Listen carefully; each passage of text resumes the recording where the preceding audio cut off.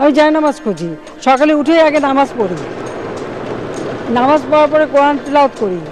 আমি নামাজ পড়ি নিয়মিত। ওই তাহাজ্জুদ নামাজ পড়ে ফজর নামাজ আদায় করে এই দেশের মানুষের কল্যাণের জন্য তিনি ঘুম থেকে উঠেই তিনি জায়নামাজ খুঁজতেন, দিনের শুরুটা করতেন নামাজ পড়ে। এমনকি 2009 সালে যখন সরকার প্রধান হিসেবে শপথ নেন, তখন তার হাতে ছিল তসবিহ।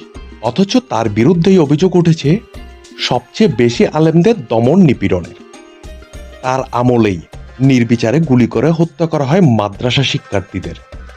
এমনকি বলা হয় মাদ্রাসাগুলো হয়ে যাচ্ছে জঙ্গি তৈরির কারখানা। সাবেক প্রধানমন্ত্রী শেখ হাসিনার এক সময়ের ব্যক্তিগত সহকারী মুক্তিযোদ্ধা মতিউর রহমান রেন্টু তার আমার ফাঁসি চাই বইতে লিখেন, শেখ হাসিনার সবচেয়ে অপছন্দের ছিলেন নামাজি মানুষ। শুধু তাই না, তিনি নামাজ কিংবা ধর্ম পালনকে ব্যবহার করতেন শুধুমাত্র জনপ্রিয়তার হাতিয়ার হিসেবে। একই বইতে রেন্টু লিখেন কিভাবে শেখ হাসিনা লোক দেখানোর জন্য মাইকে ঘোষণা দিয়ে নামাজ আদায় করতেন। ছাত্র জনতার গণ অভ্যর্থনের মুখে 5ই আগস্ট পদত্যাগ করেন শেখ হাসিনা। এরপর থেকে একে একে প্রকাশ্য আসতে থাকে তার এবং তার প্রশাসনের নানান অপকর্ম। এসব অপকর্মের মধ্যে বেশ কিছু ইসলাম বিদ্বেষী হওয়ারও অভিযোগ সামনে আসে। যেমন কোটা সংস্কার আন্দোলনের সময় গ্রেপ্তার হওয়া 17 বছর বয়সী ফাইয়াজ এক বেসরকারি টিভিতে দেয়া সাক্ষাৎকারে বলেন, তাকে যখন রিমান্ডে নেওয়া হয় তখন ডিবি অফিসে জামাতে নামাজ হতো এবং সেই নামাজের সিসিটিভির ফুটেজ চেক করা হতো। যদি ফাইয়াজ নামাজ পড়তেন তাহলে তিনি শিবির কর্মী। ঢাকা ইউনিভার্সিটির জহুরুল হক হলের একজন শিক্ষার্থী বলেন, টানা 6 মাস তিনি গোসলখানায় শুধু ফরজ নামাজটুকু আদায় করেছেন, কারণ ছাত্রলীগের কর্মীরা মসজিদের সামনে দাঁড়িয়ে থাকত আর দেখত হলের কে কে নামাজ পড়ছে। যেই নামাজ পড়ত তাকেই শিবির ট্যাগ দেয়া হতো। এছাড়াও অধ্যাপক ডক্টর এম ওয়াহিদুজ্জামান বলেন, যারা পর্দা করে তাদের বিশ্ববিদ্যালয়ে না এসে বাসায় পড়াশোনা করা উচিত।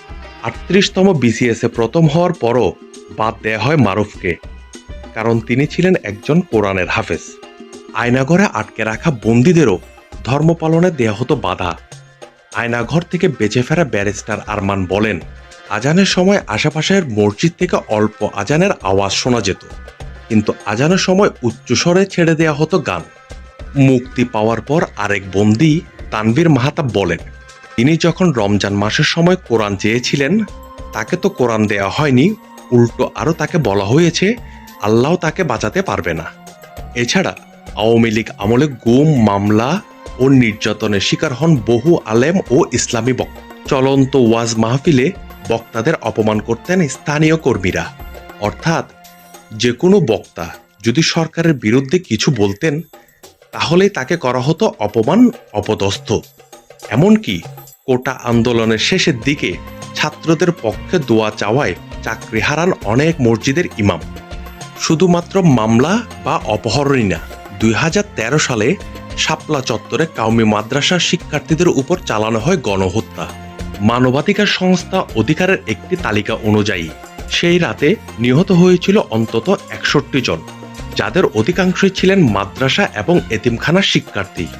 এসব ঘটনা দেখেই নেটিজেনরা বলছেন, শেখ হাসিনাই ছিলেন বাংলাদেশের সবথেকে বড় ইসলাম বিদ্বেষী মানুষ। ধন্যবাদ সবাইকে।